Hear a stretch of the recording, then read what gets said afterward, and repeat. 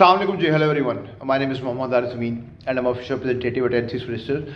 Today's video is going to be on Australia, and in this video we are going to discuss SA, South Australia, because they are going to basically lift some restrictions in South Australia. So we are going to discuss that in this particular video, and I'm going to discuss the main point that whether students can travel to Australia or not. For example, if they have to travel to Western Australia, can they travel to Australia at this particular time and moment or not? So we are going to discuss these things in this video, so kindly do watch the full video. And for all those people who haven't subscribed to our channel, kindly subscribe the channel so that you can get the latest information on daily and regular basis. Now South Australia will ease restrictions from December 28th, despite the increase in coronavirus cases in the state. Premier Stephen Marshall confirmed another 64 cases of the virus on Friday. Mr. Marshall warned the number of infection is likely to continue to rise after the state opened its borders last month. And according to his statement, in his words, we will see the rate of new infection go up just as they are right around the country. Right, but he said there has been no increase in the rate of hospitalization, with one person is in a stable condition at the moment. Basically, they are making the logic, or they are driving this particular logic, that they have to open up the international borders. Even the Omicron variant is there, is because of the fact that the cases are high in Australia right now, but it's not that much dangerous or deadly. There are no cases in hospitals right now. People are not in a deadly position right now, thanks to God. So that is why they are opening up the international borders, and they are confident that their healthcare system can handle that. On December 28th, when the state reaches the 90%, that is the target vaccination threshold, some local restrictions will be eased. Sorry. Now, what are basically these restrictions that are going to be eased? From that date, the limit on home gathering will be removed.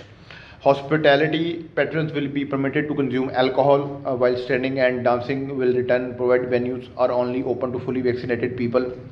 The 75% density rule will remain, but if patrons are all seated, such as in theatres, cinema and restaurants, that can increase to 100%. All caps on private functions will be dropped, and caps on events with COVID-19 management plans increases from 1,000 to 3,000 people basically.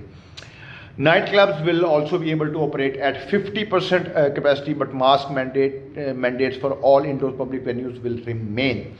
Quarantine will also reduce to 72 hours, that is 3 days. 72 hours for fully vaccinated international arrivals. Now, all international arrivals that will be coming to Australia will be quarantining in South Australia. If they are going to South Australia, they will be quarantining there for 72 hours. Rules for unvaccinated people will remain the same. Now, these are basically the restrictions that are going to be lifted. Now, the second point that I told you that I am going to discuss was whether students can travel to Australia or not, even if they have to go to, let's just say, Western Australia. Western Australia has decided to open up the borders by 5th of Feb 2022. The answer is yes. Students can travel to Australia, students can travel to Sydney, students can go to Melbourne. They can go there because they have the Australian visa. They don't have a visa for a particular state, they have the student visa. But the question will arise that when are your classes? So if your classes are after 5th Feb 2022, then obviously you will be able to travel to Western Australia if they stick to this particular statement, which they will hopefully, because 90% vaccination rate will be there, and they are almost there.